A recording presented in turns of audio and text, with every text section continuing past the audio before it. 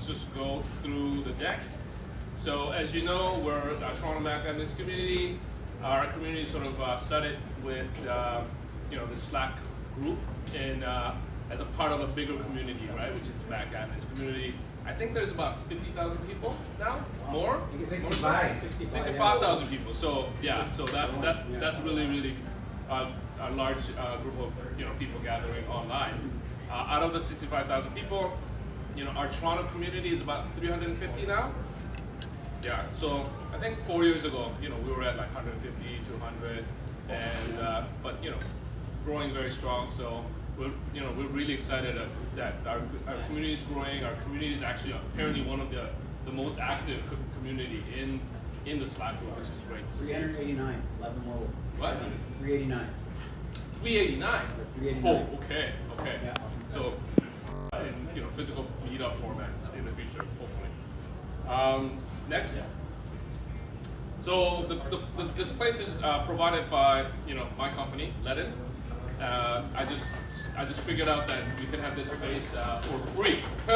So as long as we clean up ourselves and then we're all good. So and we also have Kanji here tonight. Kanji. Naz from Kanji's here. He's actually going to present. He's also the one. Kanji also provided pizza and drinks, and so we're really. Sorry, I'm ordering more pizza. Yeah, which is great. So we could have party after the meetup. So, and then we have Jeff as one of our sponsors as per usual. So I think they provided us some swags tonight. Some swag. So, yeah. So Kanji has some swag for us too. yeah. Okay. Very good. All right. So just to talk about today's agenda, we're gonna as I said, we're gonna have a presentation, right? So mainly, we say hello. We're gonna probably touch on code of conduct real quick, and then after the Kanji presentation, we're gonna have a group discussion. We sometimes have whiteboarding sessions, some ideas that we want to discuss within the group. Maybe also another thing that maybe we can talk about is what concerns you the most, right? Like what do you lose sleep at night? I know most of us don't really, lose sleep over work, right? But maybe some of us do, right? And if there are some topics that are sort of a big concern for you to bring up to the group so that we can have a discussion, that would be really good to see. So, code of conduct, very simple. Don't be an asshole, right? So be mindful of others, and that's really about it. And so we also, we cover who's hiring in terms of like, hey, we have a bunch of folks from the industry, specifically in the areas of IT and information security. So if there are anybody hiring, we would like to kind of promote that within the group. Anybody hiring? No? Have you guys seen any new kind of cool posts in job board or anything like that? No? Anybody want to bring it up? Jobber was hiring. Jobber? Yes. Are they from Montreal? They're from Edmonton. Okay. And then Reddit just posted a stat. Reddit? Yeah. Okay. I might be looking for like an intern. Ooh, okay. Contractor. So like if you know Atlanta is looking for an intern. Actually, not right now, but like probably just have in what? in Q2. In Like an Q2. intern for like thankful months and I'll Okay. Like a new graduate, would that be good? Yeah. Okay. I might have someone for you. Okay, alright, cool. Okay. So, so if you're hiring, Brett if Murray you- at CDW is looking for someone to help. oh right, Brett is. I didn't even W's know. her. What's he looking for? Modern Workspace team is expanding its service capabilities. We're seeking experienced candidates to join their configurations team. Oh, yes. Oh, We're building a config center. That's a big, what's that mean? So, You need to be like a Jeff certified or? no, it's a config center where you can go and pay CDW to pre-prep your machines, put instructions in the machine. So like deployment services. Deployment services center, Okay. yeah. Okay. Yeah, Cool. it's in the works. Okay. I know where that model comes from actually. Okay. Anyway, so now on to the next real sort of exciting part of the presentation. I want to introduce Maz from Kanji. Hi everybody. Really cool things to show us. So Awesome. Nice to see you name is Maz, as David just mentioned.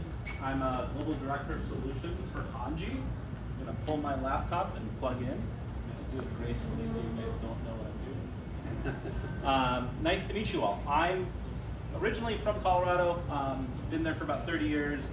I've been with Kanji for about 3 years, 3.5 years, left, came back. Love the company, love what we do.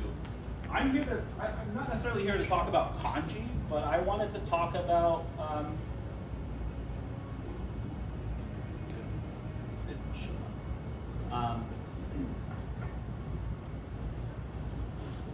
great. I'm not here to talk about Kanji, I just wanted to talk about Apple. I want to talk about automated device enrollment more specifically. So, let me pull this up real quick.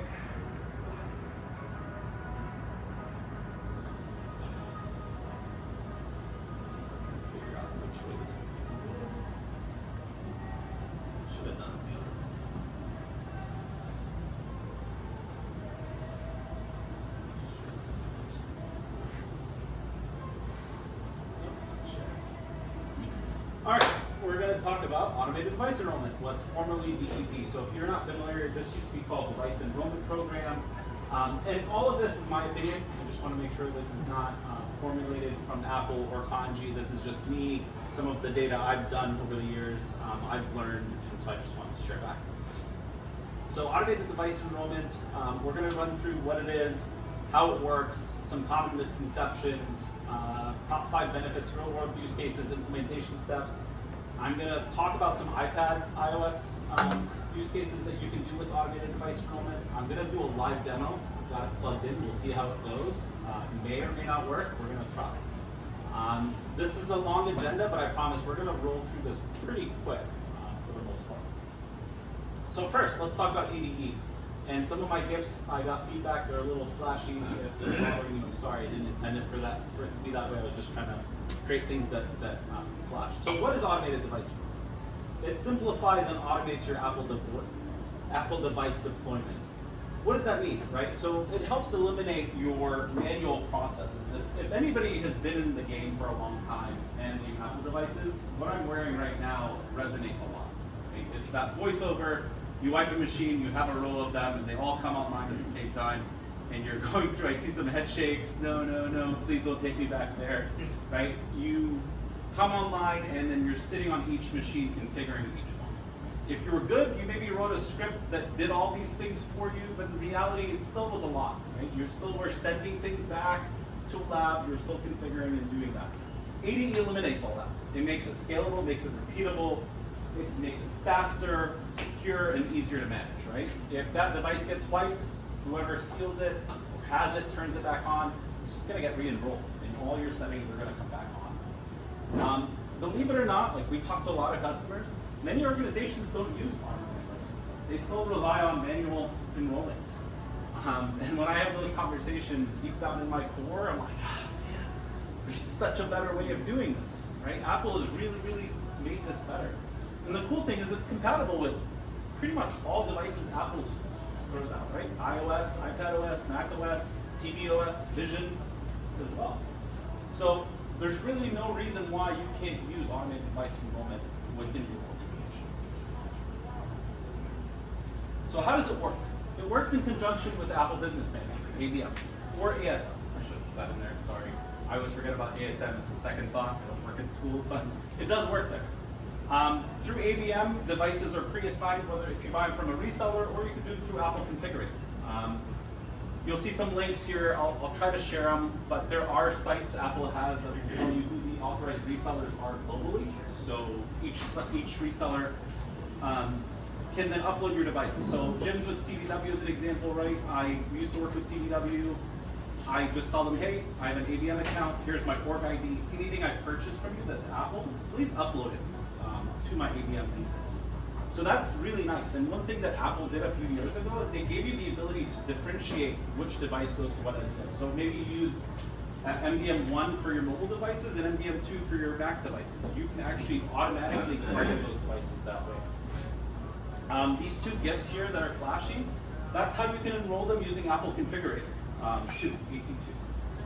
So really easy. If you're doing a phone, you use your Mac, you plug it in. If you're doing an iPad, a Mac, you use your phone, you scan it, and then it tells you where you're trying to upload it, put that information in, it's good to go. So once you do all that, you power it on, connects to the internet, detects it's assigned to an MDM, it then pushes that MDM profile, leverages the payload, and it's good to go. No need for manual imaging, no time-consuming setup steps, none of that. And if you guys have questions, I do have a Q&A at the end, but please feel free. Anybody who wants to interrupt, ask questions, happy to answer. So some common misconceptions. I love this picture. I really do, because I think we all do it, right? You sit in the elevator, you push it, and then you're like, it's not coming, so I'm gonna push it again, and then it doesn't come, you push it again, thinking, it's gonna come faster. Works on crosswalks. Right? It works on the crosswalks, especially when it beeps at you when you get the feedback. Absolutely. But no, like, what are misconceptions with ADE? I've heard it all. I've heard people say, it costs me money, I don't want to do it. I'm like, no, it doesn't. Apple doesn't charge for this service. They don't charge for Apple Business Manager.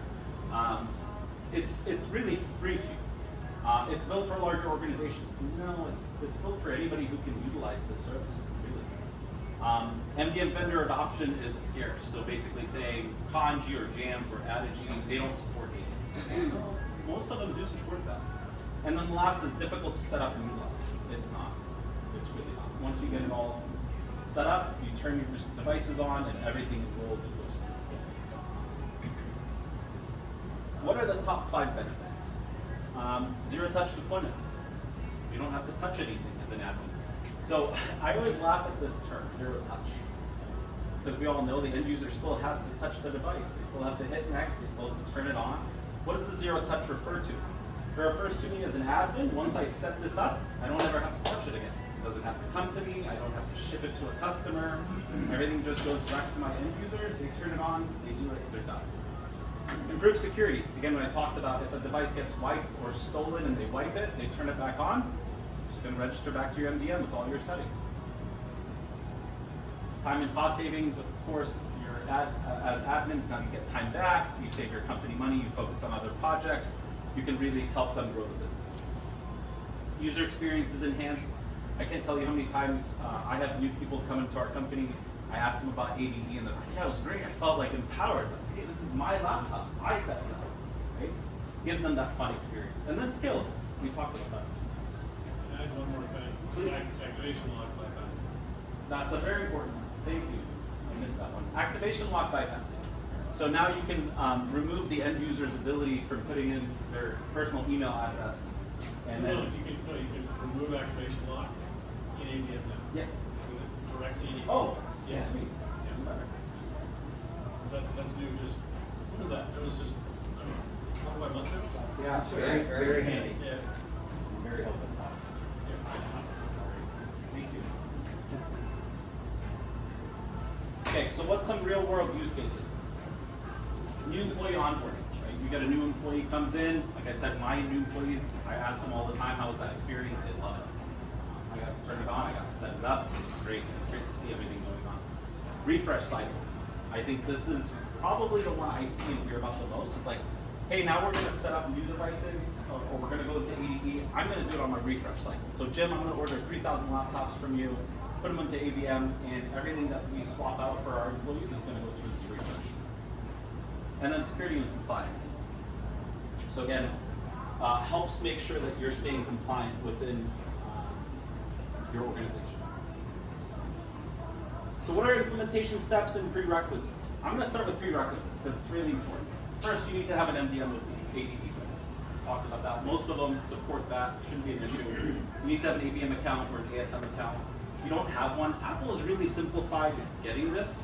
This used to be work. You used to have a Duns and Bradstreet number. You had to prove who you were as an organization. It took time. I remember like one of the orgs I was at, it took maybe a month or two to finally get something stood up. But now it's much easier. You have to have your devices in Apple Business Manager. We talked about how do you get them in there, right? 2 ways. And last but not least, you need that ADE connection with MDM. So you have to build that integration within ADM to be able to communicate.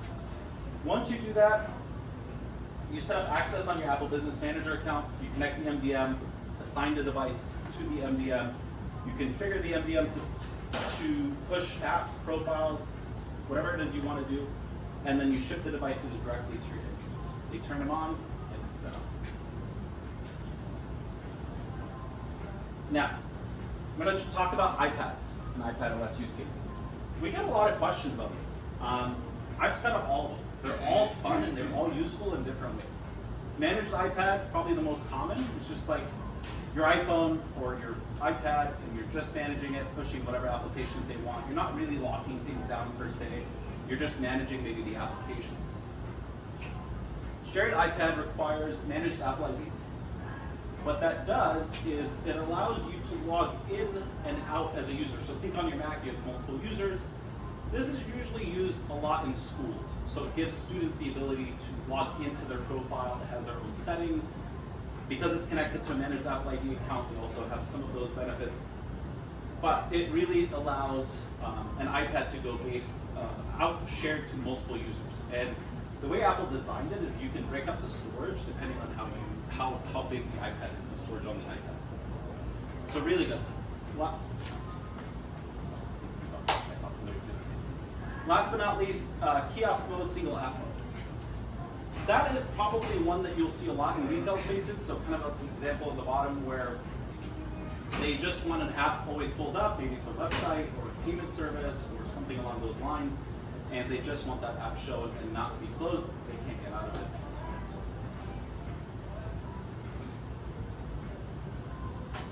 Okay, now this is an example. Let's see how this works.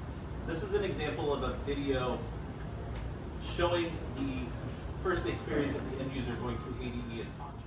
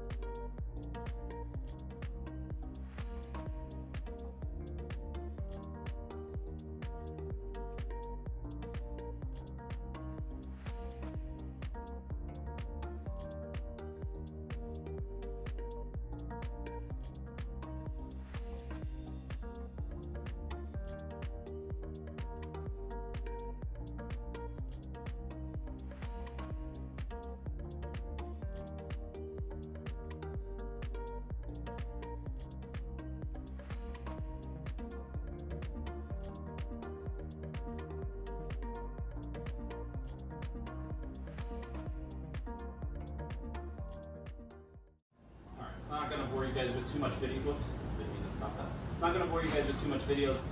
There's three things you saw at the end. First was Passport. That's our way to connect your IDP for login to the Mac. So that's where you can see them putting their username and password. The second one where it was showing the list of installs happening, that's what we call liftoff. So we're just showing the end user what's being installed and what configurations are applying once the device has been enrolled to Kanji.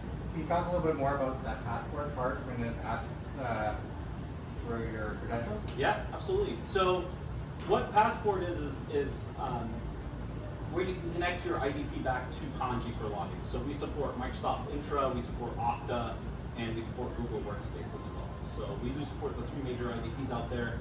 You can set up others. I've got it to work with JumpCloud and some of the other ones, but it's not the ones that we have within our support documentation. You're basically syncing the user's password. Our agent syncs every 5 minutes. So if once they log in with their credentials and authenticate against the IDP, our agent actually sits and communicates with the IDP to make sure that the password is up to date at all times. And if it's not, we will prompt the end user to update their password. Is it using Platform SSO as a background? No. It's using its own setup? Yeah, we're using OIDC in the background. So do you know if that example was Microsoft? That one was either going to be Okta or Microsoft. They're very, very similar in how they look. I'm just wondering because it didn't prompt for your standard Microsoft 365 login page, right? Yeah, that So the little pop-up that all you're does. asking amazing questions. So we give you the ability with Kanji when you're using Passport to display it in two ways. You can do a Mac login, which is native, which is what you saw there, or you could do a web login. And the web login gives you the ability to get MFA should you choose to do MFA. Awesome. Good question. Any other questions on that? Great. All right. think my demo was supposed to be after this, but I hid it because I wasn't sure. There's not Wi-Fi here, and so I was going to show you how an iPad enrolls live into Kanji. I'm going to do it. Let's see. I'm going to use my iPhone's hotspot. I'm going Let's do to it. get a little fancy. Let's get a I'm little not scared risky. of a live demo. I am, but I'm not. All right. You get extra points for courage. I'll take the points. I'll If you take whatever I succeed can. in live demo, that means you're gonna have a customer here. So, right? All right, so Is that reliable? I've been playing with QuickTime a little bit, and it's been giving me fits. So let's see if I can get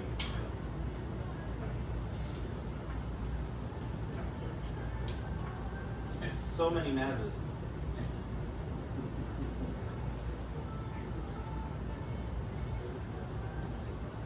I'm telling you, it's gonna fit something. So this is a white iPad. There's nothing on there. There we go. You guys can see that.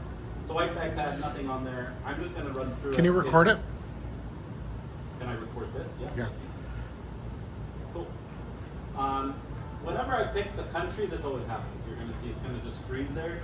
It's not frozen. I'm just gonna unplug. See, this is where it gives me some fits sometimes.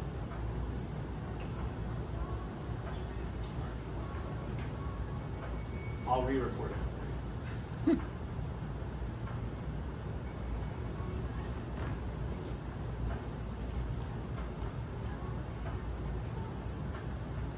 I think he just wanted to have infinite mass up again on the screen. I like infinite mass.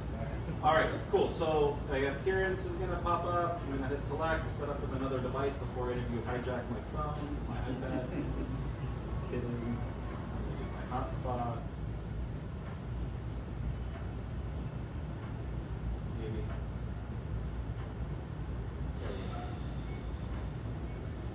Put my. Can you guys see my password? My trusty password. Is it infinite mass? It's just password lowercase. I got really secure on it. I figured that's the way to go in 2025 is to keep it very, very secure.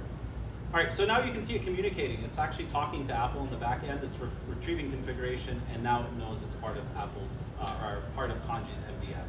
So it's seeing it's owned by Regularity. Regularity is our test instance on ADM. I'm gonna hit enroll this iPad, and you're gonna see it go ahead and configuring. I'm not going to show you guys the whole thing. I just want to get you into. Perfect. I just wanted to get into the OS. So here in a few seconds, you'll start to see the apps come down that I've actually pushed to this, and then you'll see it'll ask me for my password once it installs all these apps that I told them to install.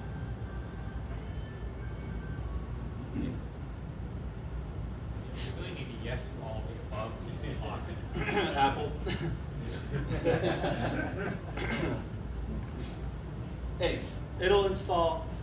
What this looks like on Kanji, I'm happy to show you. So again, I just wanted to show you what the experience looks like. So in Kanji, this is my instance. It's a little messy. I use it all the time for stuff. You can now see this iPad's registered here. Super easy. If I click on it, I can see exactly what's pending as far as apps list. Do it like a little small. I can see exactly what's pending. I can see what's succeeded as far as my profile pushes, so on and so forth. Super straightforward, super easy.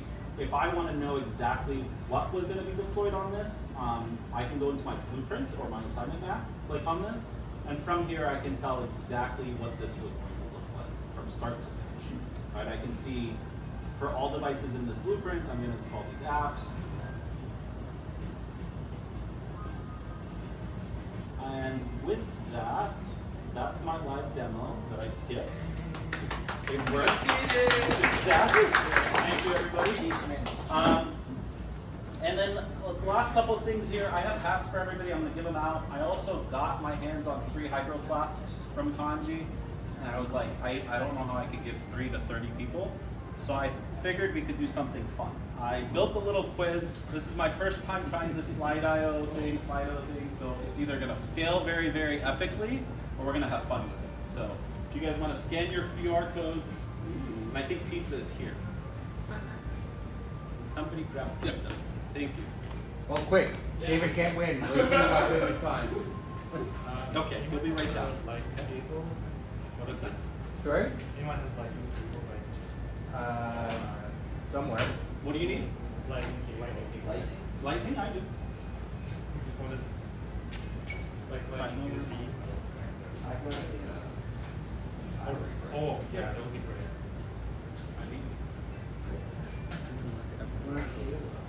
American. Oh, wait. Yeah. Wait, is Use this it to help really you well. win this? Yeah, because of where I am. Take it back. Oh, wait, No, that's they're good. USB-C. Okay. It doesn't have USB-C. It's old. Performance That's like- I'm this super Alright. interested for this iPhone 17. I would imagine. amongst- Everybody got this? No, Yeah, right. I'm in. Okay. I have to stop my screen share for a second.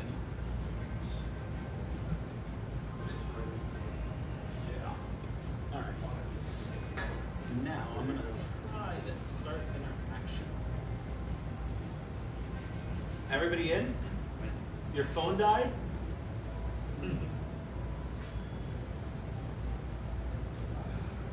Alright, I'm gonna go ahead. If you still want to try to get in, did it come on? No. You want to use my phone? It's okay. Yes. You can use mine. Sorry, your phone's dead? On a battery for a few minutes? Yeah, no, I got it. Oh, yeah.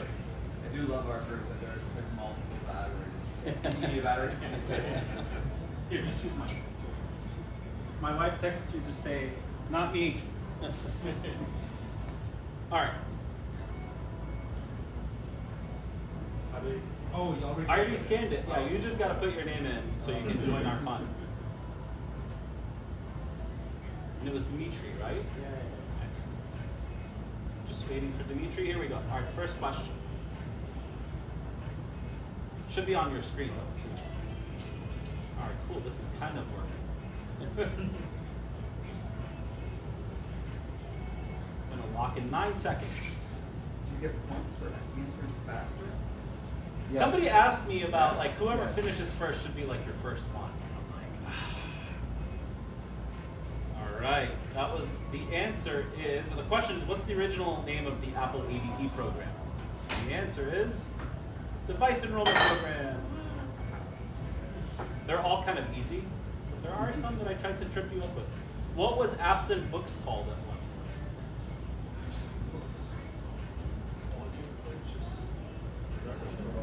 No, it's useless acronyms. 5, 4, 3. It is gonna show answers though. Everybody's gonna get called out. Yeah. One person is like gonna be like 5% on the wrong answer. It's me. 11%. Oh, 11%. Oh. I just voted for the absent books. Did you? Absent books. Isn't that what it's called now? It's now called VPP. Just go with the Volume. most It was volume unassuming program. acronym. Oh, Right, yeah. yeah. What was it called? I thought there was like an old name for it though. No, it was called Volume Purchase It Program. was called Volume Purchase? Yeah. Yeah, I know. Still use the term. When was ADE program rolled out by Apple? Oh, seriously, this is long.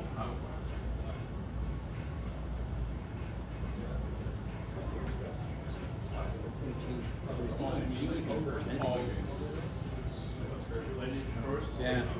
Are you asking DEP or ADE too? DEP. Which is That's a long one, yeah. That's a while back. What's your guess?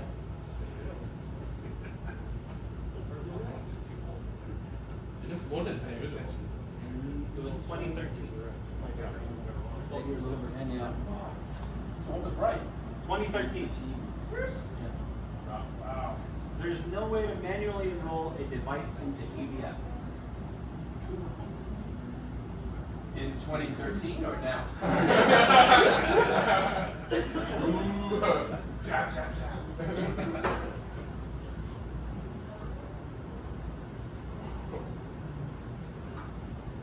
Answer is false. There is a way. Apple configuration. Device enrolled via ADE can be removed from MDM without wiping. True or false? Ooh, let's get some specifics. Yeah. The device enrolled via ADE can be removed from MDM without wiping. Sort of.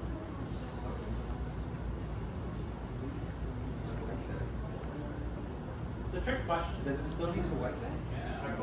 It removes it, but there's still bits and pieces If left in you the NDA. manually enroll a device, but it's like within that time period. Simply delete to white. I said this is This is a trick one. All right. So the answer on this one is a device enrolled by ADE can be removed from MDM without wiping it. It's true. I can go in, delete a device from my MDM. It removes the profiles. It's still enrolled to ABM. It's still ADE eligible, but it's no longer enrolled into my MDM. Still have bits and pieces left of the rest of the user. So that answer is true. Next one. What method is used to add non-ADE purchase devices to Apple Business Manager or Apple School Manager?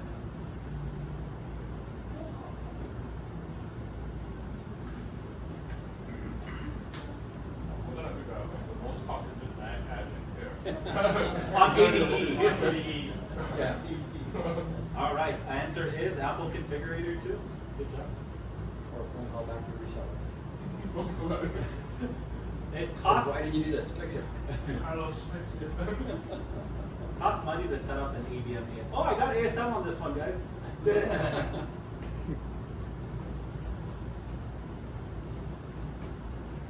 Awesome. 3, 2, 1.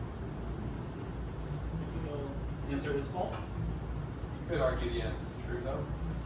The number of people that need to be added, the number of people who need to be called, who don't pick up the phone, who then you route through, you've done at a certain time. The amount And of that's times. after you've done extensive done searches. Yeah. What day was the first MacBook Pro released? January 10, 2006, July 10, 2010, January 10, 1996, July 10, 2006. I cheated, but I This got is a it. big guess. Oh, It's look at the that, all over the 90s. place with that answer. It is all over the place. See, this is where I'm separating now. I'm gonna do some separation. So the right answer was, and I cheated, I didn't know. It was January 10, Yes. 2006. Yes. Total guess there. All right. And literally all tapped over the check. Last question, and as an FYI, if we have a tie, I have an idea on how to do this tiebreaker. Fist bumps. What happens at Fight Club stays at Fight Club. What year was Kanji founded? Another guess. No cheating.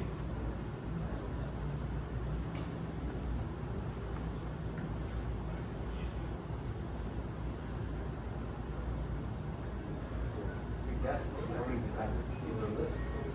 And I got 9 in. Answer is 2018. Woo-hoo. Nice I job. was older than that. All right. I'm gonna steal.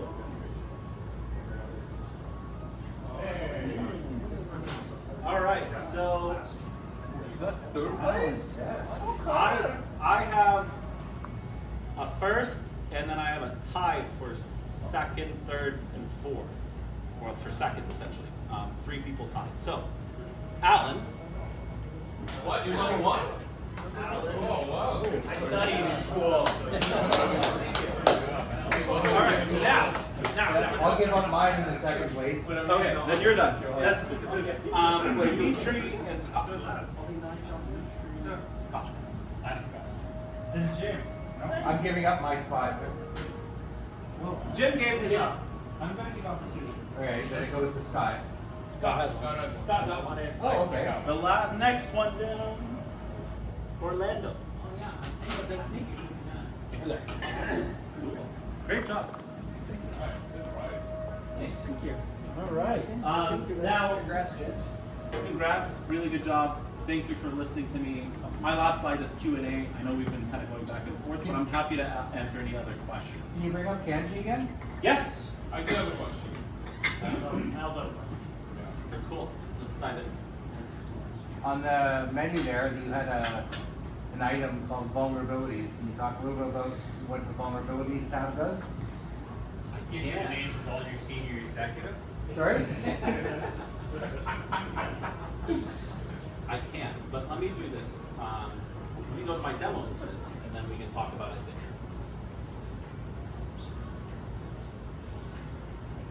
I have a broader question. Who do you see as being your main competitors? Jamf is the 800-pound gorilla. Yeah.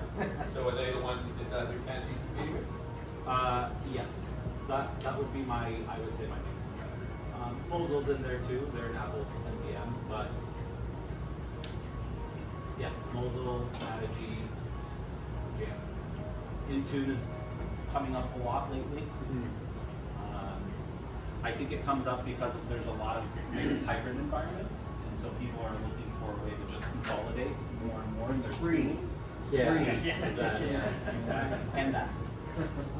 It's So worth every penny. That is one thing that's a little bit more, but you know, Microsoft, when we talk to customers, right, I get a lot of insight into their data. Because this is what they're dealing with on a data group. There's still a lot of things Microsoft needs to do.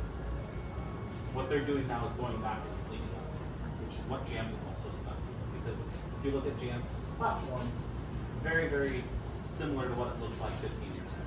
Not a lot has changed.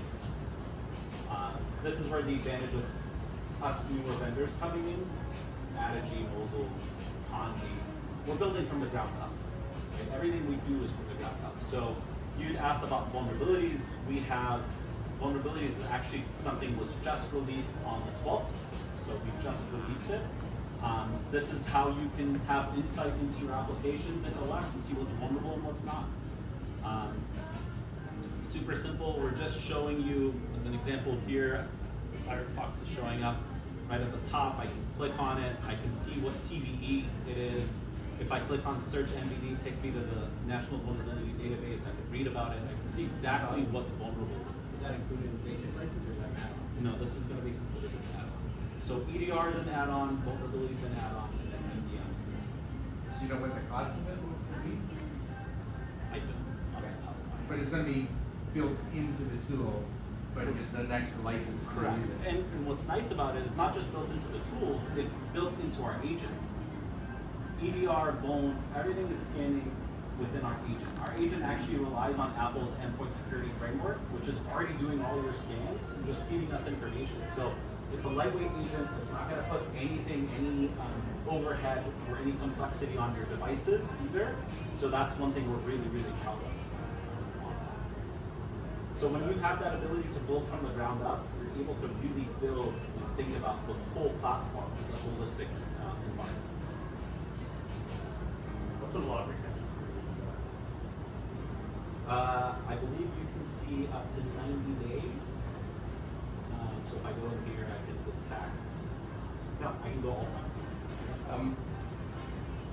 Most of the items and the vulnerabilities and the threats, they're coming from your inventory data, I'm assuming? Yeah, so we have a product called Prism. So Prism is just a way for us to be able to showcase or provide admins or whoever insight into data, right? So as an example, if I want to know of my devices what has FileVault turned on, I can come out here and I can see exactly what's turned on, and it has data around FileVault. So Prism is pulling a lot of data in using ESF, and so we're just relying on Prism at that point to provide us that data, provide maintenance like that. Is there an extra agent for the vulnerability piece and threats? All built So- into our single agent. So like Jamf Protect, this is similar to Jamf Protect, but they have a whole different agent. Correct. So there.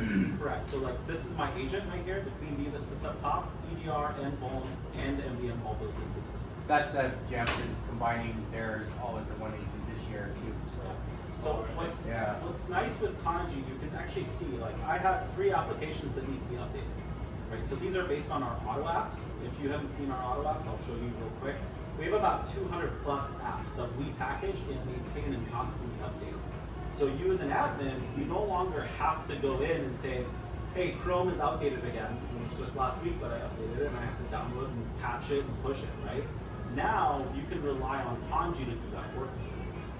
So as an example, if I go to Chrome, this is our auto app, super easy. I'm gonna come down here and say, I wanna continuously enforce this so it's always on that person's machine.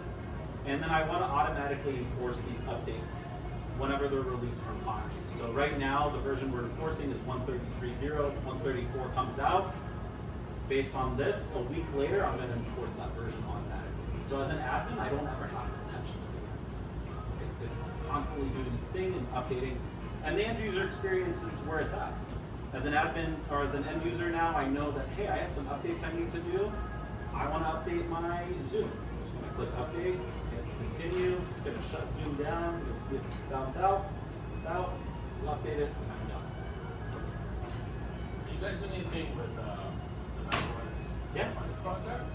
Is there like The macOS, sorry. CIS benchmarks and stuff. yeah? Is there? I think Canada's had that for a long time. Yeah, so part of what we can do when you're adding a blueprint, right? So blueprints are folders where you attach your devices and configurations to. You have the ability to build these blueprints from templates that we have. So we have Kanji 1 through 4 and then CIS 1 and 2. The CIS ones are based on the CIS benchmarks. The higher the number, so 2 is a lot more restrictive than 1. And all we're doing is essentially creating and giving you a head start, right? So what that means is if I go into library, if this was a new instance, this would be completely blank. There would be no apps, no configs, nothing built. If I go down to profiles, this is what gets built by the templates. It's mostly these configuration profiles. So as an example, you see my CIS level 1 scored energy saver or firewall, right? There will be one for firewall in here, let's look at that one. So by default, these settings get turned on. I'm gonna go ahead and enforce immediately upon next login. I'm gonna prompt for a restart if firewall is not enabled because I need them to log off and log back in for firewall to enable. And I'm gonna force that restart within 30 minutes, and then I'm gonna escrow the keys to Kanji, and I'm gonna set a rotation of 90 days. So every 90 days, we're gonna rotate that recovery key. This is all automatic. I haven't done anything as an admin, I just set create from template. So you're doing some like auto remediation on this stuff if it gets flagged. You have any issues with this, crossing over against other profiles that might be what we call blueprints, where there may be a conflict? Like, are you saying if it's registered to a secondary MDM maybe? But not even so much like the CIS benchmarks are very, very long list. Yep. Yeah, And and not all also of those things you would likely want to enforce on, workforces, departments, whatever it might be. But you may already have some of them set up either as a local policy or as a particular policy or a profile for the company-wide. And then you get some crossover. So you may start enforcing something on an auto-remediating security piece that may cause some adverse effects. because that's like CIS benchmark is a combination of like profiles and then you have to also run the commands, right? So like how do you? Like, Yeah, so like what I try to tell So people. as another example of that, Intune, I think if you have 2 profiles with the same setting, it actually tells you that there's a conflict. Yeah. I think that's kind of where you were going, right? Will it reapply, or is there, will it tell you if there's a conflict or something? Yeah, more interesting still, and I use Mosul as one of many MDMs I'm familiar with. They've introduced this obviously as a security piece, but what it is there is more of a reference to you based on CIS Templates, yeah, so, benchmarks, yeah. so you get a nice report on how many are Yep. meeting compliant, non-compliant, Yep. but obviously that auto remediation button that you can check is something you want to be very, very careful with. Again, depending on which one of those we're talking about, sort of having to get enforced. Yeah. I would say Kanji right now is not doing anything. All we're doing is giving you a starting of saying this is going to get you most likely close to being CIS compliant. What I always tell my customers when I show them the templates, use this as a starting point. You can even use it against NIST or STIG or ISO 27001, right? Because most of the compliance frameworks are telling you basically very similar things. You need to have a passcode. You need to have firewall encrypted, right? You need to have. So for us, it's really getting you there at 80%. But I still always tell them, look, we're not auditors. I don't want you to fail your audit because of us. Like, you need to bring an auditor and make sure that you are meeting that requirement that you have. Because the other thing is, I've worked in an environment where, I think I shared, I worked at Oppenheimer Funds for about 7 or 8 years, and my cybersecurity team was very, we were very closed on a lot of things. But there were certain things they would make exceptions for. So as an example, I think CIS calls for 15 characters on a passcode.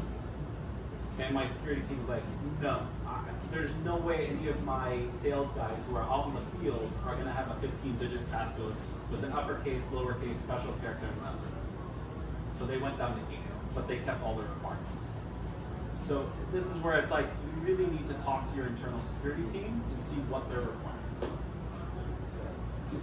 Is there provision in here to tell you percentage of completion for CIS level 1 and 2? Yeah, maybe that's a good, is it possible to just apply the entire set of CIS level 1 benchmarks and then get a report before you enforce it? No, we're not quite there yet. We are looking in the future to expand that feature functionality, but we're not quite there. It's a good question. So does that then mean when you go and start building these out, you go maybe every one of the CIS benchmarks and go, okay, am I going to do the energy saver? Am I going to do the air drop? Well, Am so I going to allow AFP sharing? when you're building it, it's just going to create those profiles. You can remove them pretty easily if you decide this is not what you want to do, right? So as an example, if I go into a large organization, I'm just picking one out, right? You can see here I have applications and configurations, and I'm like, you know what? I don't want liftoff as an example, so I can just delete it and it's gone, right? Super simple. If I want to add something, I just click and drag it in here and I add it. Very cool. This also has conflict resolution built in, so if you're deploying something and it's conflicting with what it's supposed to be deploying based on something else, it'll tell you. It has a lot of advanced, assignment map is something that we released last year. It has advanced decision making, so what's nice is like, right now, any device attached to this blueprint, by default, is gonna get this set of apps configurations. Now we can go and divide it up into else statements and say, if they're part of this department in marketing, I want to push these marketing apps. Else if maybe they're part of engineering, push these engineering apps. And you can get pretty creative with it. The other nice thing is I can do, if I copy this serial number as an example, and I go back to my assignment map and I say, I want to see how this device is flowing. I want to see what it's actually going to get. I can highlight exactly what that end state of that device is supposed to look like. Last year, Adam, what was the product you demoed on that had this sort of mapping and building when we were at Jump's office? That was Okta Workflows. So that was more integrating different APIs with each other This looks rather very than device interesting where you management. can link the stuff a little bit. Workflows is awesome. We actually, so Okta is one of our main backers, Okta Ventures, so we have a very tight-knit relationship with Okta. Workflows, I actually was talking to a customer today, and they were like, hey, when I offboard somebody, I want things to happen in Conji. It's like, use Okta Workflows. It's great. You say offboard this employee, and then the workflows kicks into the APIs and starts taking action, and you're done. Awesome. This was fun. You guys are awesome. This What's is fun. going on with the declarative stuff? We're actually already in DBM. So our managed OS. So I showed you guys auto apps. We have managed OS as well, where we can help you update and maintain your OS versioning going forward. We're actually in DDM for managed OS. Actually, a lot of our profiles are in DDM already. Passcodes in DDM. I'd say like 80-90% of us everything we use. Oh, okay. And this is our managed OS. So it looks very, very similar to the auto apps I showed you guys earlier. So we're going to continuously enforce it. And then I'm automatically going to enforce new updates 3 weeks after we release it. So right now we're at 15.3.1. If Conji releases 15.3.2 or Apple, and then we package it and upload it, you're basically saying 3 weeks later, go ahead and enforce that. So a little question kind of for Brent and Apple too. When did Apple release all the functionality for DDM? That was just this, 2024 WWDC, wasn't it? So, Yeah, before that it was just, we're turning it on and this is DDM, but it didn't really do much for us from an MDM point of view, correct? Well, the MDMs had to actually build it. They had to build it, right? Yeah. So, but you've had it for a while. Yeah, we were probably one of the closest out of the gate after Apple released it. Yeah, I wonder why, so I know Jamf is doing that this year. I wonder why Intune, or does anyone know, is Intune doing it? Has anyone heard? I don't think so. I don't think they're. but you doing wouldn't it. know, right? Like if you're a customer, you just wouldn't know. No, it's not. I mean, like, if you were to look at Conji today versus when we were doing MDM still, you're not going to tell the difference. It's really just pushing the commands to the device and letting the device take it. I think it's only, it's a small subset of things that came on the DDM, still a number of profiles that still just operated under the MDM protocols. Yep. And agents. And these geeks will love this.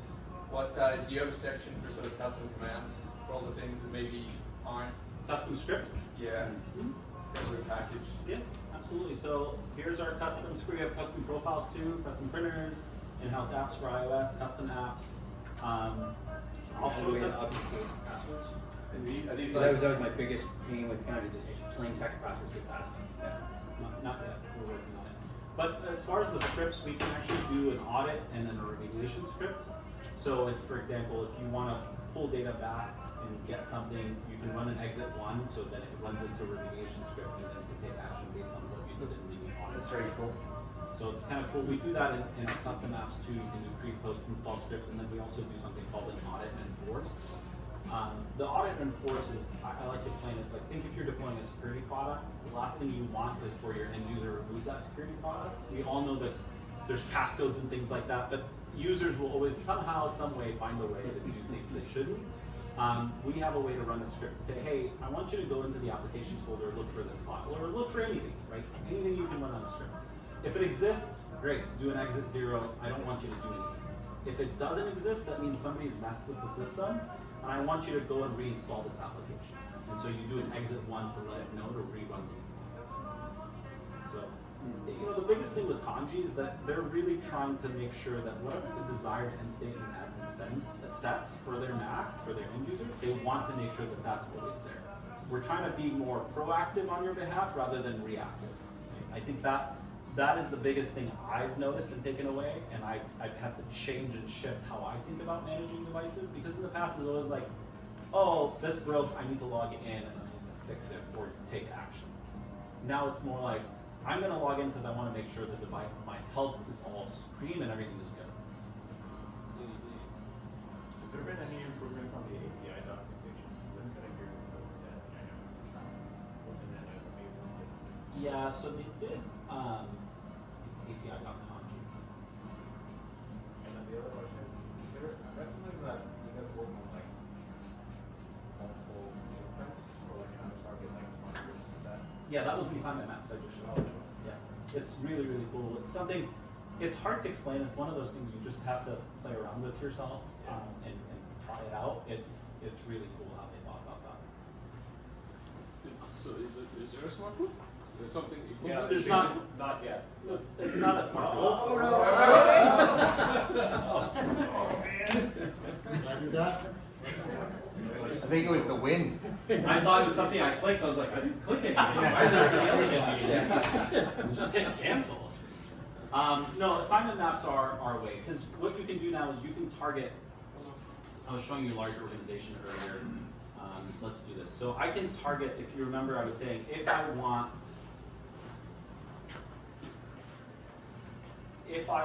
a user department, I can actually go based on user group coming from Octo or Google or Intra. If they're part of this group, then you give them these configs. So you can now start to decipher who gets what. Yeah, because I think originally it was like, oh, I should set it to like the silicon, like it was like more like AOS, and now it's like Yeah. Yeah, and the original blueprints were a little different. The way I described them is think of like group OUs in the Windows side, where it's a folder, you add all your configs and apps to it, you have the devices, and it's like whatever device is part of this folder is going to be. Yeah, so like I'm glad to have it. It was painful for me when I was managing my business. I had to like sort my OS essentially and manage them. And then one follow-up question with the vulnerability stuff. Does it track just applications or like can it do like command line stuff like Ruby? Yeah, so today it's the applications folder, Yeah. but going in the next, let's say, I don't like throwing time because my engineers are big time. Let's say in the next 6 to 8 weeks, they should start scanning outside. It'll be interesting to be able to like take that report and just bring it back to engineering and say like, hey, your toolkit is updated on this CV. Yep. Yeah, that makes sense. One last thing I wanted to show, I forgot. My team is starting to run these kanji demo days. So we're just the first one's gonna be like a high-level overview of kanji, and then going forward, we're gonna run some additional. So like the next one's gonna be assignment maps, like a deep dive into it. So if you guys have interest in this, here's a QR code for it. You're welcome to go. It'll take you to that registration page I just had pulled up. You can register. Can you post that in the Slack group for everyone? I will. Sorry, I just Going put back that. to the passport, Yep. if you had it hooked up to your IDP, right? Can you, let's say if your MFA is set up to like a YubiKey or something, can you use that on the sign-in? Or is that a Apple restriction, or is it like let's say you use the WebKit login like the Microsoft or Google, and you have it like set up for let's say YubiKey for your security key. Can you do that on the login? It's not one that we. One of my engineers has gotten it to work, but it's not. He told me it wasn't like the easiest thing to get to work. Okay. Let me do this, David. I'll Yeah. find out for sure because it's been a while since I talked to him about it. And I Yeah. can get back to you. Yeah. It's a good question. Yeah. I got three questions. I got three questions for you. Top features versus Intune and Jamf as your competitors. What's coming in 2025? And accreditation for like education. Any thoughts to doing like some kind of certification courses for Kanji? Yeah. I'll start with the last one. There's something in the works with the certification stuff. The reason why we really haven't gone down this road is because the product itself is relatively simple. You'd be surprised once you get into it and you use it. It's actually very, very intuitive and very straightforward. I've gotten feedback from people like other MDMs have taken me 4 weeks, 5 weeks to get set up. It took me 6 to 10 hours on your system. Like very straightforward, very simple. And once you get the ball rolling, you find yourself really enjoying what you're doing. But there is something coming up. Your first question was Top features versus Intune and Jamf, or Top- versus anybody if you want like competitively. Yeah, great question. So top features for me are the auto apps I talked about. So those 200 plus applications. When I was an admin, that was probably what took up 70% of my time. How often does it get updated? As soon as When an update comes out, how long until it comes out? 24 hours, like relatively Depends on fast. your internal. No, he's asking like No, no, how fast we today update update. it when we get our. Are you actually packaging it up yourself, or are you using something like an installer? The engineering team on the back end, I think, is using some sort of tool on the back end to automate that whole process. Yeah. In the beginning, it used to be them doing it Yeah. manually. Yeah. Yeah. So that's one, and then the second one is our managed OS. This again, anything to do with patching and updates has always been a pain in my rear, so I always appreciate that. Ease of use, I think that's another one. The end user experience, so like I showed you guys my agent and how I have that nobody really is doing like this clean and this nice. Oh, another question about privilege escalation. Do you guys have anything? We don't have privilege escalation built in, but SAP Privileges is an open Yeah. source, and we have documentation on how you can deploy it. Super easy through Kanji. Is it Jamf built privilege escalation on their thing? I'm sure you guys would do it. Yeah, Mozilla too. Yeah. So- yeah, I'll find it. Would you have a passport agent on the desktop or no? Would No, you no, like my machine. This is my Kanji machine. I'm running Passport on it. This is it. The agent that you see is the only agent that I have on here. So it might be, it could be that you would roll out privilege escalation. Maybe. Could be in the future. Yeah, I can't speak to that specifically. There's a lot of things on our roadmap that we're trying to get to. It's really about prioritizing and trying to see what customers care about. One of the things I love about Kanji is if you go down to our resource section here. Another feedback. Yes, it's right here. Submit feature request. Yeah. Is that viewable to the public? So can It's- others see the requests that have been submitted and upload them? It's not. It's nice that you have this all in the tool itself, as opposed to having to go to 20 other stupid websites, Yeah. like some other vendors. Yeah, Yeah. and they do a really good job. Like the marketing team and the platform UI team have done a really good job with this, where they've kind of centralized all your resources. So updates or anything coming out, like I told you guys, we just rolled out vulnerability management on the. I do like you got a link in there for Mac and Slack. That's nice. Yeah, we have Mac admin Slack. You can make referrals. You get a gift. I mean, again, it's really nice. The knowledge base is amazing. I don't know if you guys have ever seen it or looked at it. We do a really good job of. Is that one public or? This is public. Yeah. Just kanji, support.kanji.io pulls it right up. You can look at this is a really good article if you want to talk about DDM and manage the OS updates, post DDM, and what that looks like in the user experience, compatibility with Silicon versus Intel. Yeah. Do you have your remote desktop tool, client, support, partnership? No, it's one of those things. I know companies have some built in. My experience personally is when I've tried to use those tools, they've never really worked. And I've always had to go out and ask my leadership to say, I need to buy a tool, and they're like, well, you have it built in. And I'm like, well, yeah, but it doesn't work. Why'd you buy that tool? Well, because I need it for MDM, and then I end up with Mongar. It just makes the conversation a little bit more difficult with leadership when you're trying to actually get something that's built for. So you can push like the apps like privileges, right? And Yeah. if it requires something like a custom config profile, like would you have it available? Yeah, like we can do a custom profile, Yeah. and then we Do can you have something like a template Go for look let's at say? Zoom. Go look at Zoom or Teams is what he's probably referring to. Do you package in the PPPC? Yeah, you're talking about are you talking about the PPPC stuff? Or- No, it's just like privileges specifically. You can push your config profile to say, like there are these. Like allow camera? Yeah, or allow like mic? yeah, custom schema stuff. What's the other one? Nudges, right? Nudge has a custom config The stuff you profile. find in iMazing. Yeah. Yeah. Yeah, you can push.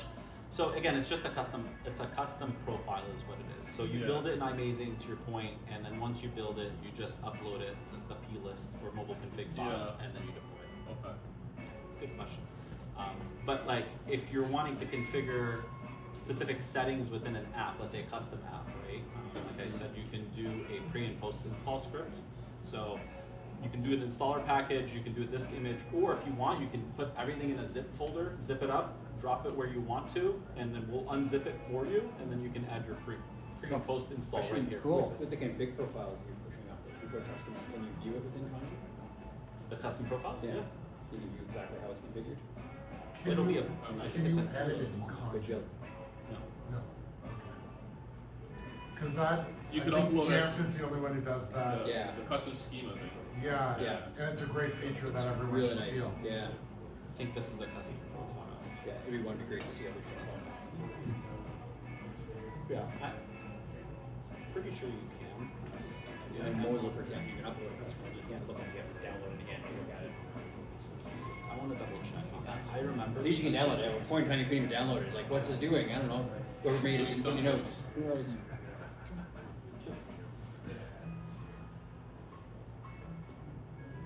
These are all scripts. I told you guys mine was messy. I build stuff and then just never get rid of it. Exchange, I think. Yeah, here's one. So here's Yes, you can do it. yeah, here's again, you Yeah. can't edit it. Like I said, I can't click in here, but I can look at it, I can ingest it, copy it. At least you can look and see. Yeah. What you're Yeah. Is the support chat still follow the same model? It's 24 by 5. So we're just not open on Saturdays and Sundays, but Sundays our APAC team comes online. Right. And so it's 40 hours that we're not open. Technically. And what's the typical response time? 2 to 3 minutes. And it's right here, it follows you everywhere. So there is a chat bot now, so it'll ask you questions and see if it can help you. And if it can't, you'll get an agent in 2 to 3 minutes. And they're all former Mac mobility admins. So it's not like you're getting somebody who's just typing up a ticket and then submitting it and then waiting 3 or 4 days and then they tell you, hey, I need logs. I submitted logs and wait another 3 or 4 days. So you've dealt with AirWatch's support. Yeah. They are out of Colorado. Just gonna say that. Who's the EDR you guys are using? We built it from the ground up. It's our own threat intelligence team. Can I see the dashboard? You may. Let me do it not on mine because again mine I'm not gonna have anything in it from like a threats and EDR. So what we're doing to deploy this, let me show you the deployment because this is the best part. To deploy this EDR, you just ask us to turn it on, we turn it on, and then there's a library item. It's called the vert.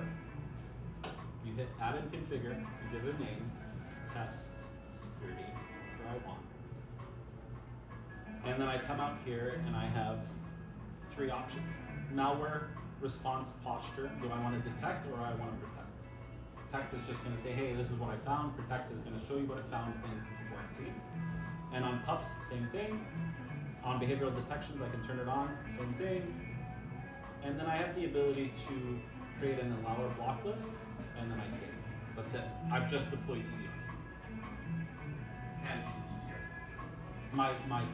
account. Your own EDR. Mine, my personal. But it's logging off of my host field. Correct. We're using ESF to do the scans, Yeah. and then that's feeding us data, like I was mentioning earlier, and then we're surfacing that to you. Sorry, E what? ES? ESF, Endpoint Security Framework. Yeah, it's all built in that was. Yeah.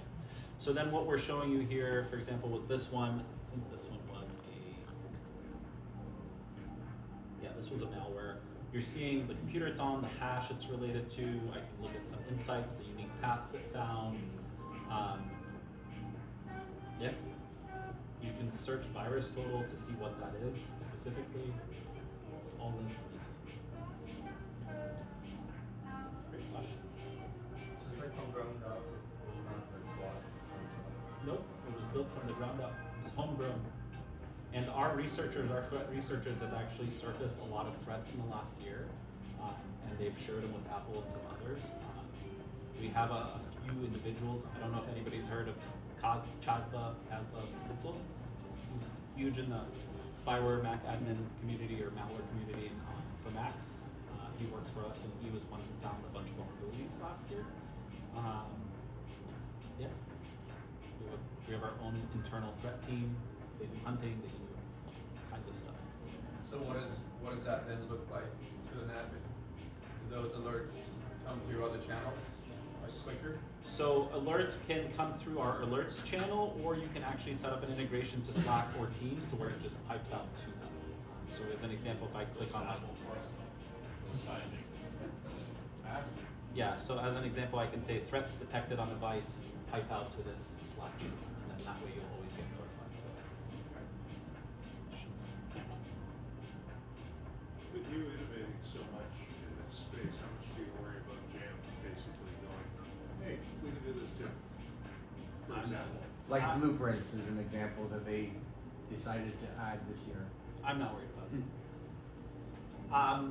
Look, we talked about DDM earlier.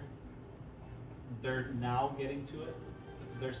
When you get to such a big size, it becomes really hard to pivot and to move and make changes. So they can try to make changes and do all those things. It's fine. And look, like, there's, I think you asked about schools, right? Jamf schools, nobody can really touch that product if you've ever worked in a school or an education system. And I'm not looking to get into that. It's okay. What about It's an HR system. I know, but like the point being is Who's guys in front of you? What? He thinks that we were going to use it. That's my point.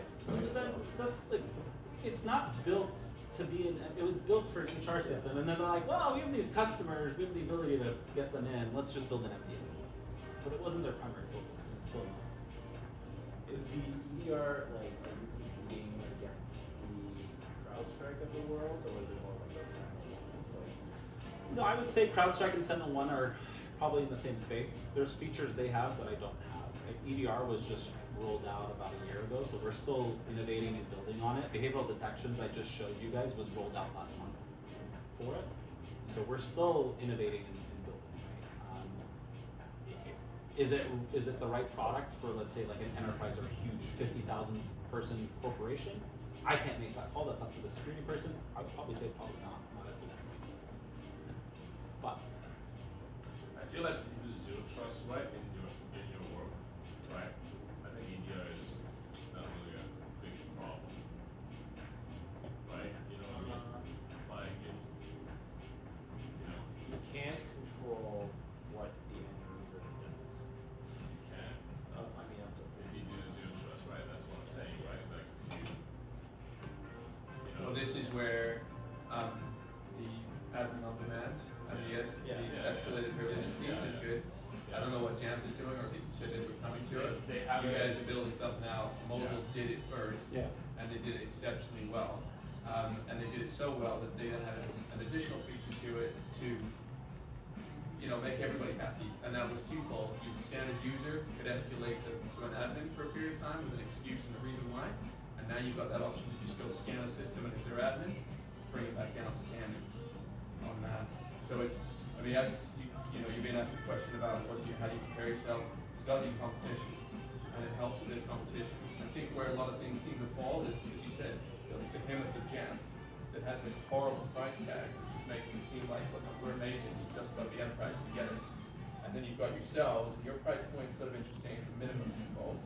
And you've got Mosul, like newcomer that is just shot to success. And then there's like the Hex nodes, the simple MDMs, Intune is trying very hard, but Intune's a classic case of Microsoft wanting you to use their machine, their browser, their Finder, their OS, their this, their that. So it's, I mean, it's good. It's good with this. One final question. please. What excites you on the roadmap? If you can talk about it. You want AI. Don't say Don't say AI. Don't AI. No, I'm just. How about kanji AI? Is that okay? No?